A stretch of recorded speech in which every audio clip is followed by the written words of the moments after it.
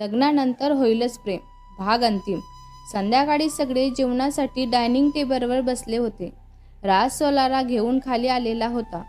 Dining एरियात विचित्र शांतता पसरलेली होती. तिने राजकडे पाहिलं. त्याने तिला शांत राहायचा इशारा केला होता, पण तिला तिथे प्रांजू आणि दर्शन सुद्धा दिसले नाहीत. राज म्हणाला, आई, दर्शू भाऊजी आणि प्रांजू आले नाहीत का जेवण करायला? आरती म्हणाली, नीलमला पाठवलं होतं, पण त्यांनी नको म्हणून सांगितलेलं होतं. तिने सुस्कारा सोडला. नीलम, त्यांच्यासाठी जेवण दे, आम्ही पाहतो. तिने राजला इशारा केला. दोघेही त्यांच्या रूमजवळ आलेले होते. राजने त्यांच्या रूमचा दरवाजा वाजवला.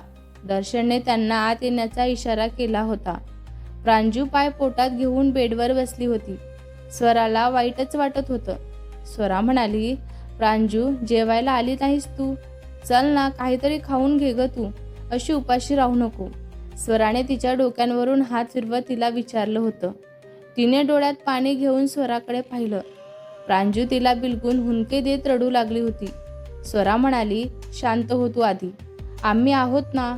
प्रांजू म्हणाली, स्वरा म्हणाली, प्रांजू, माझे कैशील का ग? प्रांजू म्हणाली, बोल ना. ती नाक वर ओढतच म्हणाली होती. स्वरा म्हणाली, तू काकांना माफ कर ना. मला माहिती आहे हे सगळं फार अवघड आहे. कधी कधी माफ करणं सुद्धा चांगलं असतं ग. मी असं म्हणत नाही की तू सगळं विसरून जा, पण जे झालं ते येतेच सोड आणि नवीन सुरुवात कर. एक संधी देऊन तर बघ ना ग. जेवून घ्या दोघे पण. दोघेही त्यांना जेवण देऊन निघून गेले. 2 दिवसानंतर शारदा म्हणाली, आहो, काय झालं? ढेरे वकील काय म्हणाले होते? संतोष म्हणाला, ते म्हणालेत की आता फार उशीर झालेला आहे. त्याला जमीन मिळणं अशक्य आहे. पोलिसांना पुरावे सापडले. काहींचं काही कशावरूनही होऊ शकतं. ते हताश होत म्हणाले होते. प्रांजू म्हणाली, डॅडा, दोघांचं बोलणं चालूच होतं. तितक्यातच त्यांना तिचा आवाज आला. प्रांजू आली होती. दोघेही उठून उभे राहिले. तिने काहीच न बोलता त्यांना मिठी मारली. त्यांनी तिला जवळ घेतलं. आज कितीतरी वर्षानंतर तिला त्यांचं प्रेम खऱ्या अर्थाने तिला त्यांचे आईवडील म्हणून सहवास मिळालेला होता. ती अंतर्बाह्य सुखावली होती. मागे उभा असलेला दर्शन गालातल्या गालात हसत होता. प्रांजू म्हणाली, मी पाहते दादूंची केस, अगदी सोडू नाही शकत. शिक्षा कमी करण्याचा नक्कीच प्रयत्न करेल मी, पण माझी एक अट आहे. संतोष म्हणाला, कोणती अट आहे तुझी? प्रांजू म्हणाली, दादूला सगळी कामं, वाईट कामं सोडावी लागतील तरच मी त्याला लवकरच जेलमधून सोडवेन, नाहीतर नाही. संतोष म्हणाला, ठीक आहे, आपण त्याला भेटून घेऊ. प्रांजू म्हणाली, ठीक आहे. दर्शन म्हणाला, सासरे बुवा, आम्ही पहिल्यांदा आलेलो आहोत तुमच्या घरी. पाहुणचार कराल की नाही आमचा? दर्शन खट्टाळपणे म्हणाला. त्यांचं बोलणं ऐकून प्रांजू गालात हसू लागली होती. शारदा म्हणाली, हो हो, चला, मी तुमचा चहा नाश्त्यांचं बघते जरा. सगळे निवांत गप्पा मारत बसले होते. जेवण झाल्यानंतर दोघेही गप्पा मारत बाल्कनीमध्ये बसले होते. स्वरा म्हणाली, छान झालं ना? प्रांजू खूप खुश राहील आता.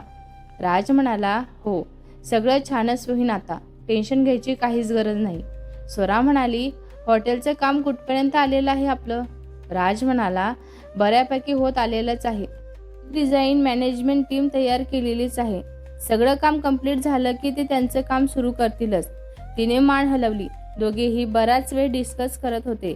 नंतर दोघेही झोपायला निघून गेले. रात्री उशिरा अचानक रात्री स्वराच्या पोटात दुखायला लागलं होतं. तिने बाजूला झोपलेल्या राजला आवाज दिला. तो गाढ झोपेतच होता. स्वरा म्हणाली, आहो आहो, उठा, माझं पोटात दुखतंय. तिच्या आवाजाने आणि हालचालीने त्याला जाग आली होती. तो उठून बसला. तिच्याकडे पाहिलं तर ती घामाने भिजलेली होती. राज म्हणाला, स्वीटी, काय झालं तुला? त्याने तिला जवळ घेतलं. ड्रायव्हरला कॉल करून गाडी काढायला सांगितली. त्याने तिला दोन्ही हातांवर उचललं आणि खाली घेऊन आला होता. गाडी रेडी होती. तिला घेऊन तो लगेच हॉस्पिटलमध्ये जायला निघालेला होता. हॉस्पिटलमध्ये गेले म्हणून घरी समजल्यावर सगळे हॉस्पिटलमध्ये आलेले होते. राज हाताची घडी घालून एकटक आयसीयूकडे दारांकडे पाहत भिंतीला टेकून उभा होता. तिच्या किंचाळ्या हॉस्पिटलच्या कॉरिडॉरमध्ये घुमत होत्या. तिच्या ओरडण्याच्या आवाजाने त्याचं काळीज पिळवटून निघत होतं. त्याला खूप त्रास होत होता. हाताच्या मुठी आवळल्या जात होत्या. तिला होणारा त्रास त्याला पाहवत नव्हता. प्रदीप साहेब केव्हांचे एकटक त्याच्याकडे पाहत होते. त्यांनी त्यांच्या खांद्यांवर हात ठेवला आणि डोळ्यांनी त्याला शांत केलं. प्रदीप साहेबांना घट्ट मिठी मारली त्याने. सगळे त्यांच्याकडे पाहत होते. त्याला इतकं शांत झालेलं कधीच कोणी पाहिलेलं नव्हतं.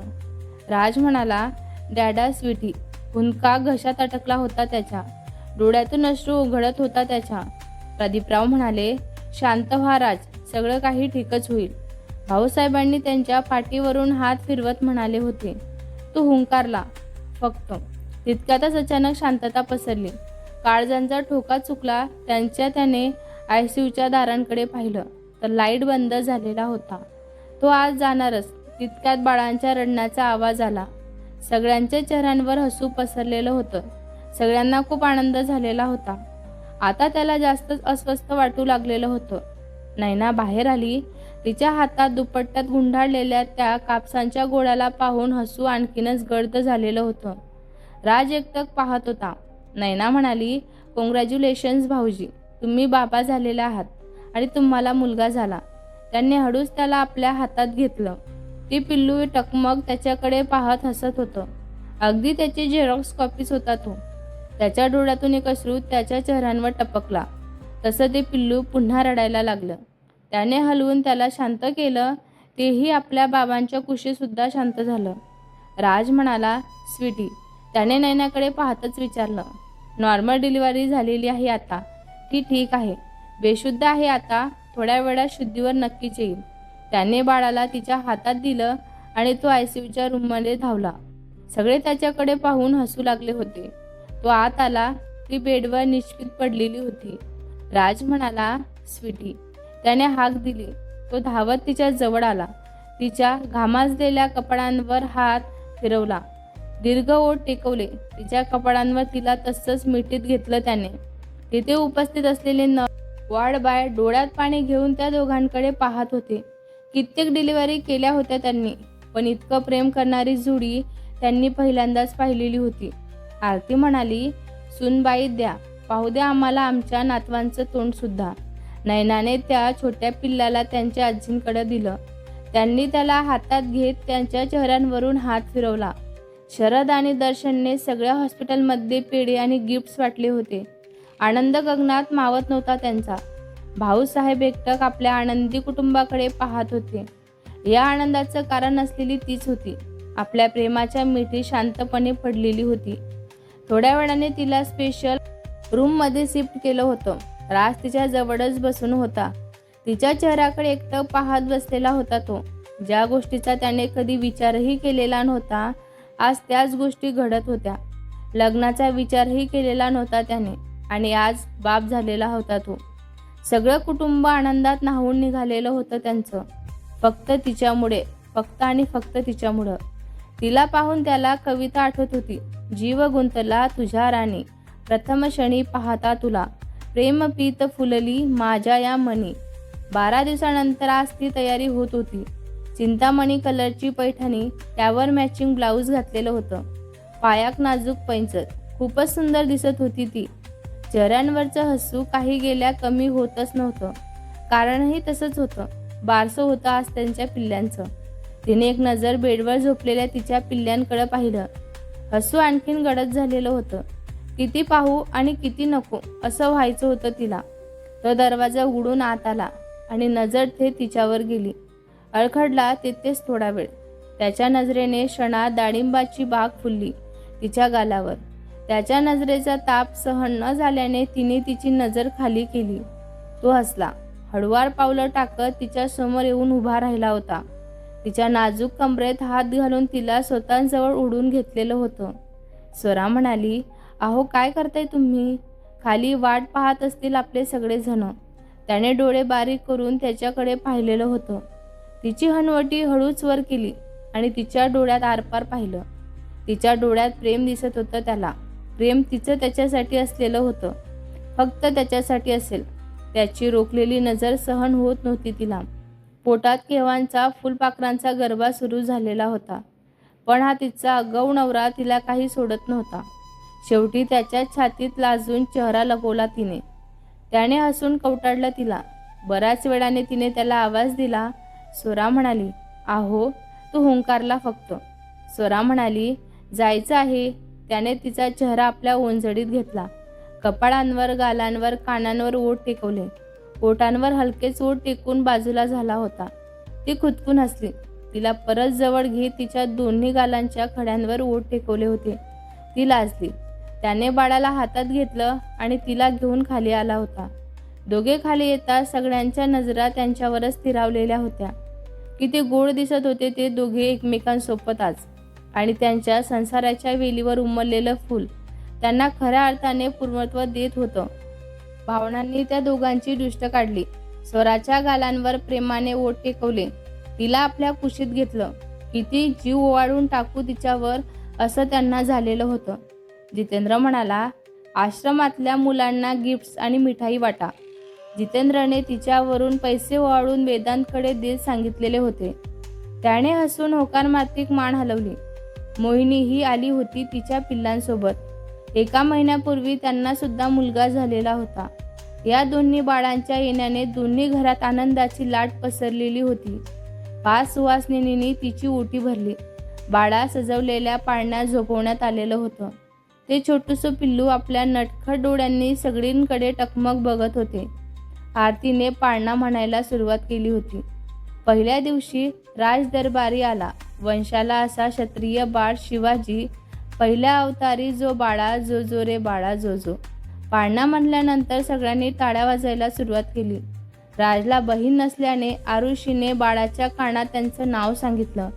सगळ्यांनी तिच्या पाठीत थपाटे घातले. तिचंही आता आकाशसोबत लग्न झालेलं होतं. आता नाव सांगा बाळांचं, सगळे एका सुरात म्हणाले होते. स्वरा आणि राजने भिंतीला डेकोरेट केलेल्या बॉक्सवरचं कापड बाजूला केलं आणि बाळाचं नाव दोघांनी अनाऊन्स केलेलं होतं. श्री शिव. वेदांत आणि मोहिनी यांच्या गोड पिल्लांचं सुद्धा बारसं होतं. किती आनंद होता तो. दृष्ट लागण्यासारखंच. स्वराने बाळाच्या कानात नाव सांगितलं तसं एकच गलचा झाला होता. वेदांत आणि मोहिनीने बाळाचं नाव सांगितलेलं होतं आदित्य. बारसं झालं तसे सगळे आराम करायला निघून गेले होते. सरदेसाई परिवार घरी निघून आलेला होता. वेदांत बाळाला घेऊन रूममध्ये फेऱ्या मारत होता. मोहिनी डोळे भरून त्यांच्याकडे पाहत होती. तिची नजर स्वतःवर जाणून त्याचं लक्ष तिच्याकडेच गेलेलं होतं. ती एकटक त्यांच्याकडे पाहत होती. तो गालात हसला. प्रेमापासून सुरू झालेला प्रवास आईबाबापर्यंत आलेला होता त्यांचा. त्याने बाळाला पाळण्यात झोपवलं आणि तिच्या जवळ येऊन बसला होता. ती त्याच्या कुशीत शिरली. न बोलता दोघे बरंच काही बोलत होते. ते स्पर्शातून, नजरेतून बरंच बोलणं झालेलं होतं त्यांचं. ही प्रेमाची भाषा असते, प्रेमापलीकडची. ते भेटल्यापासून आत्तापर्यंतच्या सगळ्या घटना झरझर डोळ्यांसमोरून जात होत्या. तो मिनिटांसाठी कोल्हापूरच्या बाहेर गेलेला होता. परत येताना दिसली होती ती त्याला पहिल्यांदाच. स्कूटी बंद पडलेली होती तिची. त्याने तिला गाडीतून लिफ्ट दिली होती. लाजत घाबरत त्यांच्या गाडीत ओढणी अडकून धरून बसलेली ती अजून आठवत होती त्यांना. वेदांत जो सगळ्यांचा क्रॅश होता. मुली त्यांची एक झलक पाहण्यासाठी तळमळत असायच्या. मोहिनीनी त्यातलीच एक होती. जेव्हा वेदांतने तिला प्रपोज केलं त्यावेळचा तिचा आनंद चेहरा कधीच विसरू शकत नव्हता तो. त्यानंतर तिचं त्याच्यासाठी वेळ होणं, लग्न ठरल्यात जमा होतं तिचं. पण त्यांच्यासाठी स्वतःचं घर सोडून आलेली होती ती. त्याने तिच्याकडे पाहिलं. ती शांत त्याच्या मिठीत झोपलेली होती. तिला दोन्ही हातांवर उचलून घेतलं. बेडवर झोपवलं. बाळाच्या डोक्यांवरून हात फिरवत दोघांना मिठीत घेत तोही झोपून गेला होता. राज त्याचं काम संपून रूममध्ये आला. स्वरा बाळाला घेऊन बेडवर झोपलेली होती. त्या दोघांकडे पाहून तो प्रसन्न हसला. आजकाल येणारा प्रत्येक दिवस सुंदर सुरू होणार होता आणि सुंदरच संपत होता. फॅमिली मॅन झालेला होता तो. त्याच्या चाहुलीने तिला जाग आली. डोळे किलकिले करत तिने त्यांच्याकडे पाहिलं. हळुवार पावलं टाकत तो तिच्या जवळ आला होता. त्याचा थकलेला चेहरा पाहून तिला काळजी वाटत होती त्याची. तिला 7वा महिना सुरू झाल्यापासून तिचंही काम तोच पाहत होता. घरी सुद्धा लक्ष देत होता तो. दमून जात होता तो, पण अजिबात चिडचिड नाही करायचा, ना कोणत्या गोष्टींची तक्रार करायचा. बदलला होता तो तिच्यासाठी. त्याने हळूच तिच्या मांडींवर डोकं टेकवलं आणि डोळे मिटून घेतले होते. तिने हळूवार त्याच्या केसातून हात फिरवला. झोप लागलेली पाहून तिने त्याला व्यवस्थित झोपवलं. त्याच्या छातींवर डोकं ठेवून तिनेही डोळे बंद करून घेतले होते आणि ती सुद्धा शांत झोपून गेली होती. त्याने डोळे उघडून तिच्याकडे पाहिलं. तशीच होती ती अजूनही, निरागस, अगदी लहान मुलीसारखी. आपल्या कुशीत आवडत त्याने तिला जवळ घेतलं. राज म्हणाला, नकळत तुझी आणि माझी भेट झाली. घरच्यांच्या सहमतीने आपलं लग्न झालं.